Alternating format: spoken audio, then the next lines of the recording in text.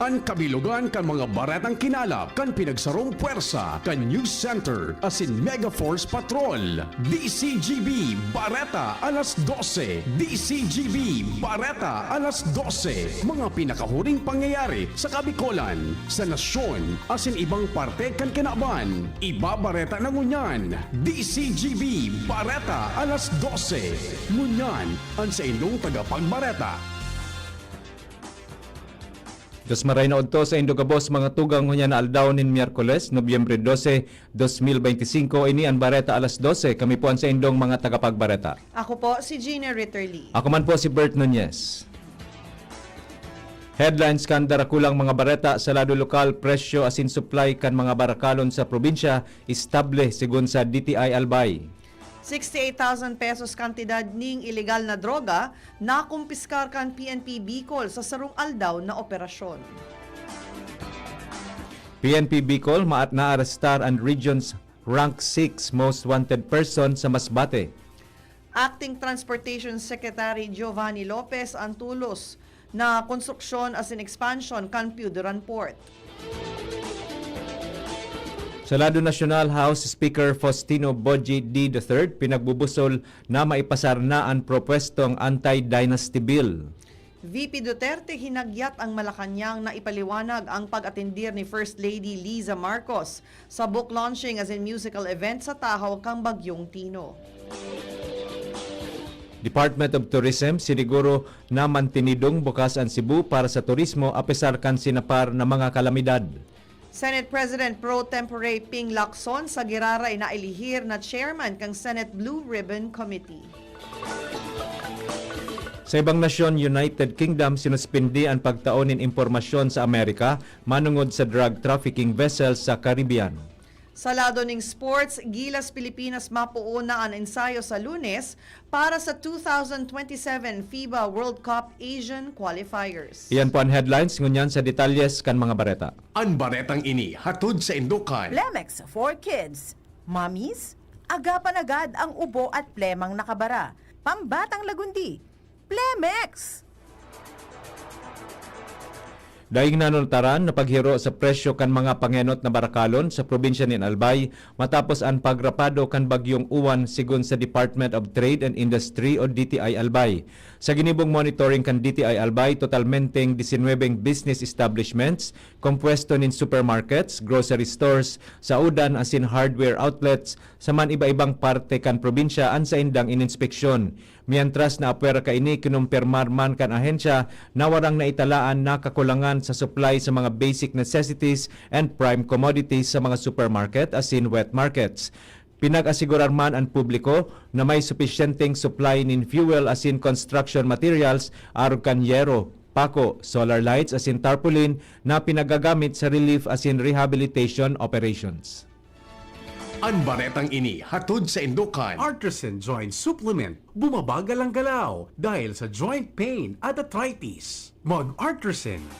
Kantidad ning 68,000 pesos na ilegal na droga ang nakumpiskar kan PNP Bicol sa sarong operasyon na ginibo kasuhapon na nagresulta sa pagka-arestrar ning sarong suspect. Basado sa ipinaluwas na daily operational accomplishments kan ahensya, nasa 30,500 pesos man ang nakumpiskar na kantidad sa 207 persons na nagbalgar kan mga lokal na mga ordinansa. Mientras tanto, ang nasabing peryodo na arestrar kang pulisya ang sarong regional level na wanted person as in sarong city municipal level, katakod kang esfuerzo sa pagkortar kang kriminalidad sa rehiyon. Ang baretang ini hatod sa Indukan. Plemex. Pag may ubo o hika, Plemex agad. Basta lagundi, Plemex.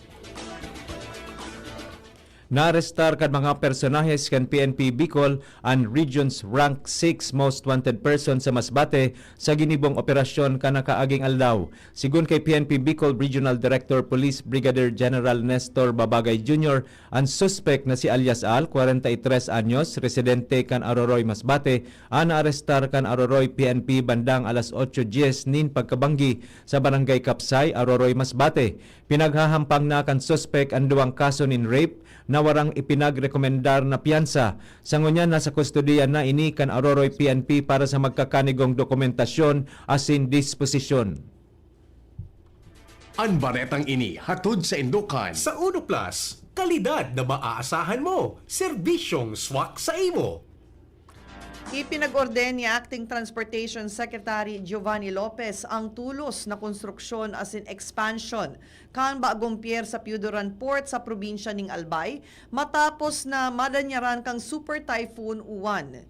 Sa ginibong inspeksyon ni Lopez, pinag-orden kaini sa Philippine Ports Authority na magkonstruhir ning mas mahiwas na pantalan as in connecting road kung saan sinabi niyang diin na kaya pang magamit ang dati pang pasilidad. Tinawan doon kang opisyal na ang pagbabalik kang operasyon kan pantalan ang dakulang bagay dahilan ta nagsisirbi ini sa 30 cargo trucks papasiring sa Masbate, Uro Aldao. 5 flood control dike sa barangay Busak sa Uwas an na-wash out matapos ang pagrapado kan Super Typhoon Uwan sa lugar. Sigon kay punong barangay Raul Sergio Apuera kaini, may anuman na harong na harani sa nagkasirinsilyong flood control project sa Salog an Inaranod.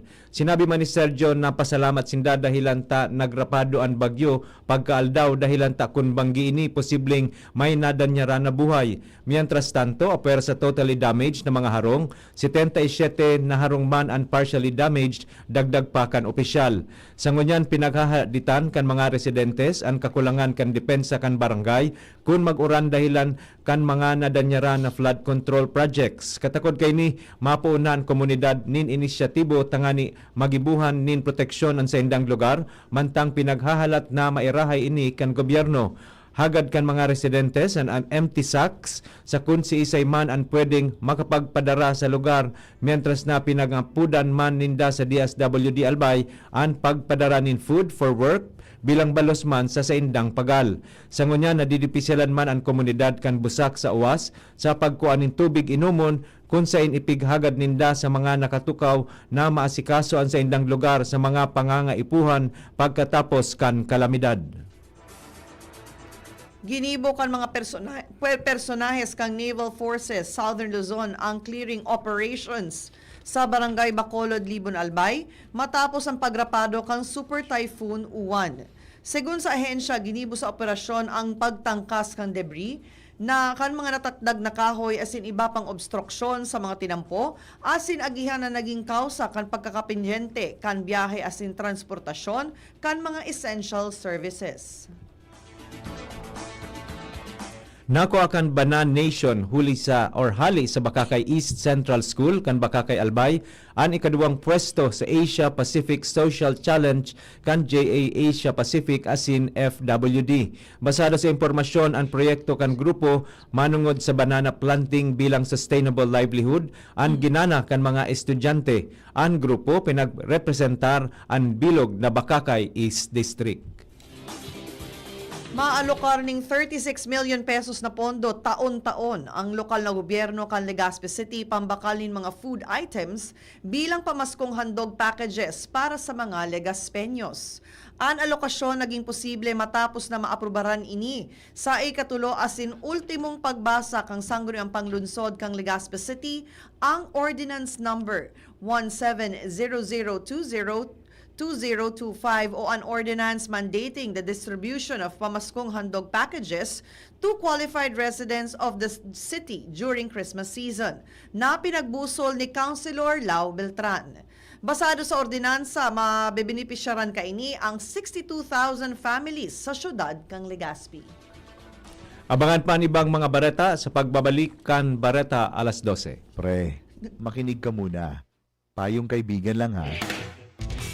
Work hard, play hard. Yan ang motto ko dati. Pero nakakapagod din pala katagalan. Sa gitna ng lahat ng mga puyat, inom at pagkain ng masasarap, kasama na ang oily at fatty foods, kailangan pa ring bantayan ang kalusugan. Tamang kontrol ang kailangan. Katuwang ko, ang Liverade. May silimarin na maaring makatulong protektahan ang atay. Cheers to more good times. Be a liver lover. Mahalagang paalala, ang Liverade ay hindi gamot at hindi dapat gamitin paggamot sa anumang uri ng sakit. Ang good drinks at good food, perfect combo. Isama pa ang Liverade para sa kalusugan ng atay. Mabibili sa mga leading drugstores nationwide.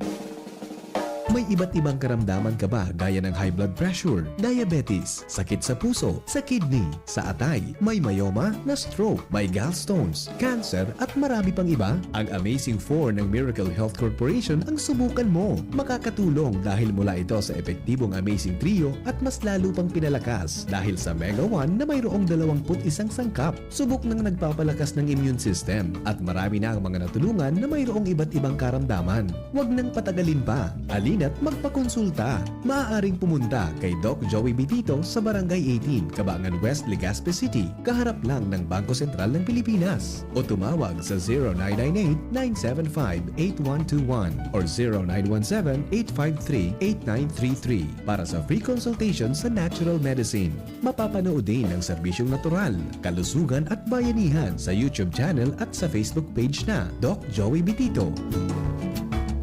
Inihahatid ng PhilHealth ang mas pinalawak na primary healthcare package para sa lahat ng Pilipino. PhilHealth Konsulta. Magparehistro na sa pinakamalapit na konsulta provider para sa inyong health risk screening at konsultasyon. Maaaring maka-avail ng mga gamot at laboratory test batay sa rekomendasyon ng primary care provider. Pumunta sa aming official website www.philhealth.gov.ph para sa mga detalye. Bawat print, bawat tahi, walang sablay. Sa Heartprint, ang quality laging tunay. T-shirt man o polo, lahat panalo. Dito sa amin, wala kang talo. KTF sublimation, heat press din embroidery pa. Ang linis tingnan sa'kin, kahit anong style kaya naming gawin. Heartprint ang sagot. Walang kapantay, lahat ng orders pasok sa husay. Heartprint ang sagot, walang kapantay sa bawat design. Tiwala mo'y taglay. Gusto mo ba ng kulay na buhay o simpleng design na astig ang taglay? Kami ang bahala, walang kaproble-problema. Sa Heartprint sigurado kang astig ang resulta. Sublimation, heat press din embroidery pa. Ang linis tingnan sa'kin, kahit anong style kaya naming gawin. Heartprint ang sagot, walang kapantay, lahat ng orders pasok sa husay. Heartprint ang sagot, walang kapantay sa bawat design. Tiwala mo'y taglay. Tonic Bank, pamasko loan. Tonic Bank. Low monthly payments. Kami dito. And in just a few minutes, aprobado. O diba? Set ka pa! With Tonic Bank loan, pamasko loan. Sa Shoppers Home Loan, pamasko loan. Tonic loan products are subject to credit evaluation and approval. Promo runs October 20, 2025 to January 11, 2026. For DTI Fair Trade Permit number FTEB 240055 Series of 2025. Regulated by the Bangko Sentral ng Pilipinas. Apply for a Tonic Shop installment loan and you might be one of the lucky winners to have your loan waived. Piolo Pascual po. Sa ubo at hika, may Plemex Forte syrup and bottles. Pero para sa ginhawang kailangan agad, may Plemex Forte capsule and blister pack. Madaling bitbitin, kayang ibulsa. Gawa sa natural na lagundi na tumutunaw at nagpapalabas ng plema. Convenient na, ginhawa pa. Plemex Forte Lagundi in capsule. Basta lagundi, Plemex. Easy! Vitex Segundo L is the generic name of Plemex Forte. If symptoms persist, consult your doctor. Serbisyong totoo, produktong garantisado. Madaling kaulay, asindakol na rekomendasyon. May Uno Plus na kalidad. Mag-Uno Plus, mag-Uno Plus. Sa Uno Plus, kalidad na masasarigan mo. Serbisyong swak sa imo. Magbisita sana sa Uno Plus Facebook page. Sa Uno Plus, kalidad na masasarigan mo. Serbisyong swak sa imo. Bumisita sa Uno Plus Facebook page. Inihahatod sa inyo kang Department of Environment and Natural Resources, Regional Office No. 5, ang programang Kapalibutan Ta at Tamanon Ta. Kapalibutan Ta at Tamanon Ta. Programang magtataunin informasyon asin kaaraman, manangod sa satuyang kapalibutan, asin sa mandato kan Department of Environment and Natural Resources. Sa tunghinanyugon, kada Huwebes alas 11 sagkod alas 12 nin pagkaudto, Kapalibutan Ta at Tamanon Ta. Hatod sa inyo kang DENR Regional Office 5 asin kan istasyon na ini.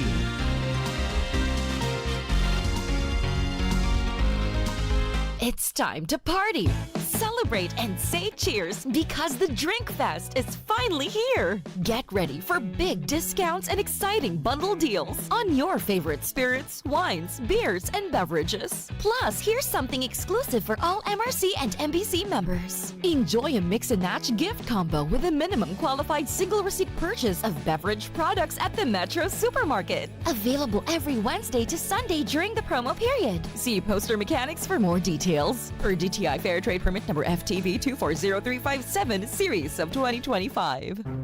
Getting married this year? Planning for a birthday party? Organizing an event for your company? Bicol Food Delights Catering Services is your one-stop solution for your upcoming events. From venue, coordination, and events host, we got it covered for you. At Bicol Food Delights, we also cater events of all sizes, specializing in wedding, corporate events, and parties. We've got the best menu for your events, like crispy Bicol Express, braised pork ribs in white sauce, cheesy baked lasagna, chili beef tinutungan, BFD fried chicken, and more. We also offer service contract and tables and chair rentals at affordable prices. Bicol Food Delights Catering Services is located at the second floor of BFD Building, Purok 2, Barriada, Barangay 38, Gugun, Legazpi City, in front of Kalayaan Park. For more inquiries, you can call us at 0919-094-2572 or 0927-353-4407, or you can visit us at our official Facebook page at Bicol Food Delights Catering Services. Bicol Food Delights Catering Services. Great food, delightful service.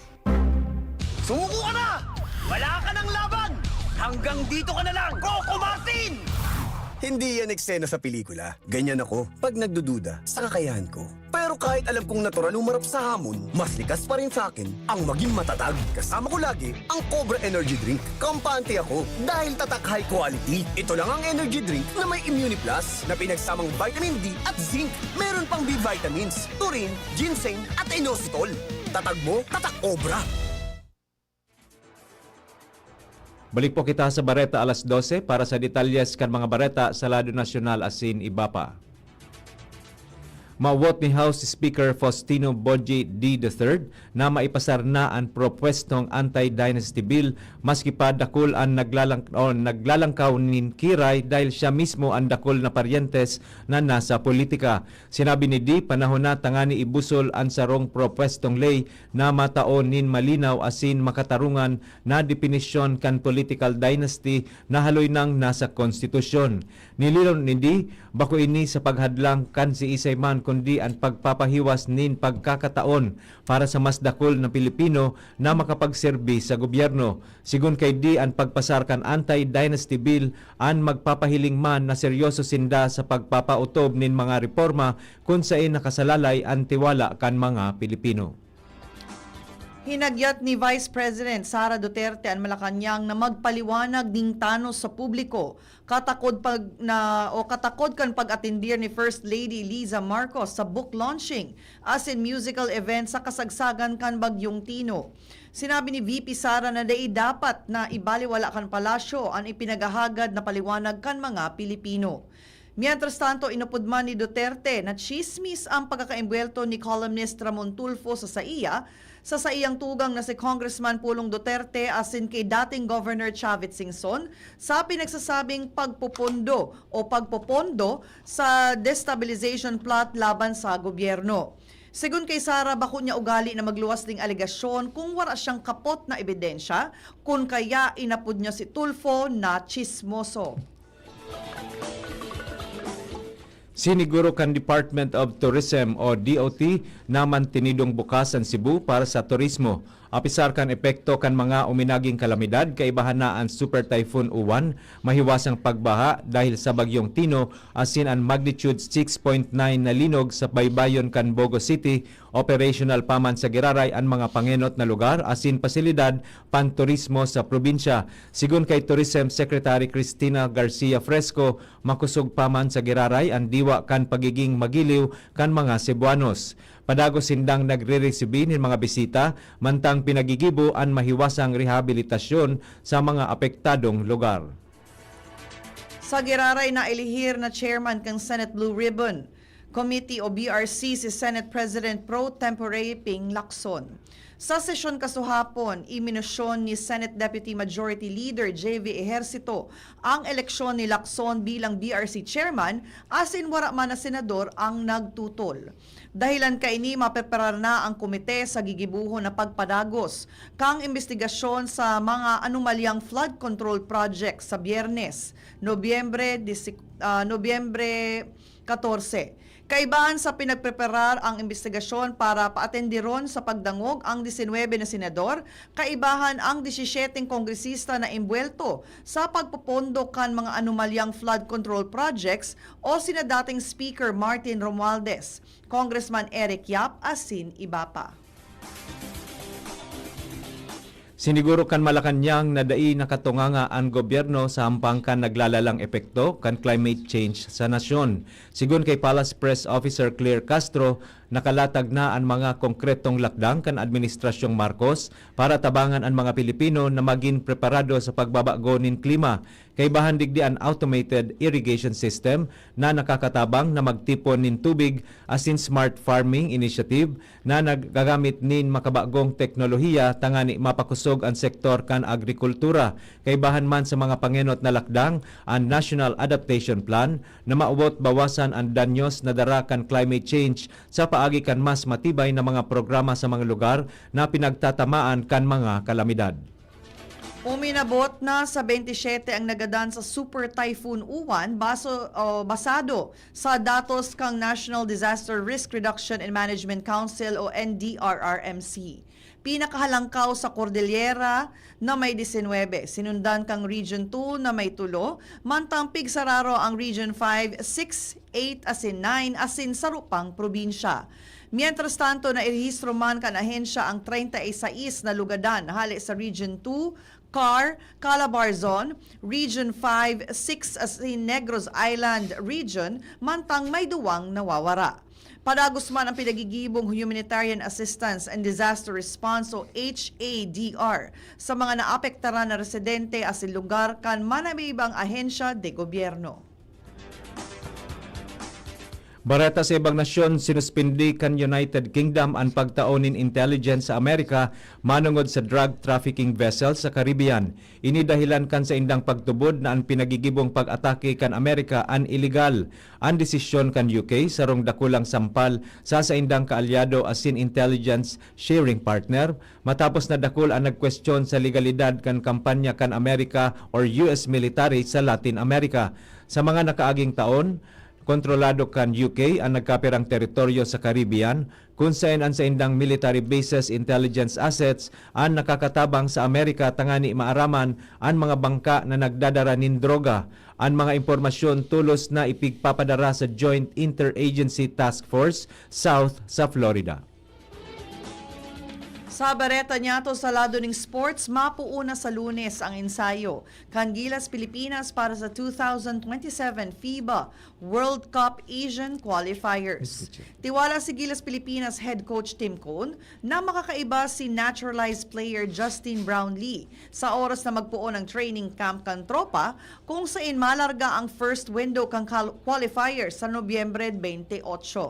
Napag-araman na may helang na pneumonia si Brownlee dahilan para inidei makapagkawat para sa Meralco Bolts as in EASL.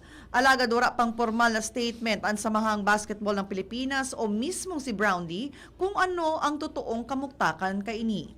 Mientras na mauot ni Cone na makapuon na tulos kang ensayo para masigurong preparado ang tropa bago magsabak sa first window kang qualifiers. Sigun kay Cone, pirang aldaw ng matraining ang Gilas Pilipinas sa Inspire Sports Academy tanganing makapagpakondisyon.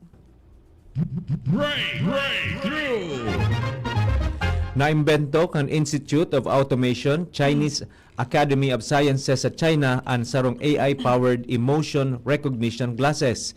Kaya kaining midbidon o basahon ang emosyon kan tawo basado sa saindang facial expressions as in body movement sa laog sa nanin pirang segundo. Ang smart eyewear may built-in camera as in sensors na nagmimidbid kan mga facial cues aro kan paghiro kan mata, ngimot as in kiray. Gamit kaini ang AI algorithms as in facial recognition software tangan imaaraman ang ekspresyon kan sarong individual. Ang nasabing imbensyon pwedeng magamit sa therapy as in autism research, customer service as in employee engagement, sa edukasyon as in iba pa. Istorya na iiba. Para po sa satuyang special stories, 219 dogs o mga ayam.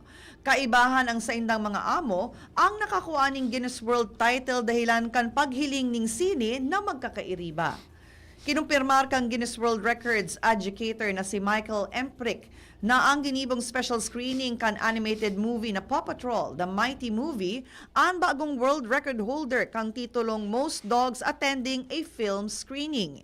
Ginibong special outdoor screening sa Los Angeles Griffith Park kung saan nagka-organisar kang world record attempt ang Paramount Pictures, ang film studio na nag-produce kang Paw Patrol, The Mighty Movie. Flashback. Ngunyan na aldaw Nobyembre 12 taon 1979, ginana ni Mimi Lani Melanie Laurel Marquez ang Miss International Beauty Pageant sa Tokyo, Japan sa edad na 15. Matapos ang panggana sa nasabing pageant, pugol man ni Marquez ang mga titulong Face of the 1980s, winner sa New York taon 1985, first runner-up sa supermodel competition ka 1986, as in pinagmidbid bilang most glamorous woman sa Italy taon 1986. Mga tugang iyan na po ang kabilugan kan sa tuyang alas 12 mga bareta tinipon asin kinalap sa DCGB News Base. Sa pangaran kan mga nagsurat kan bareta na pinamamayuhan kan sa tuyang News Manager and News Director Sir Mar de la Cruz, kaiba si Miss Nicole Gloriani, Social Media Writers Miss Jenny Matthew Balyaran, Miss Sharamay Leron asin Mr. Jimos Barrios, sa lado teknikal kaibahan ta po si Sir Ronald Baldo asin si Mr. Jerome Nico Martinez sa tuyang IT.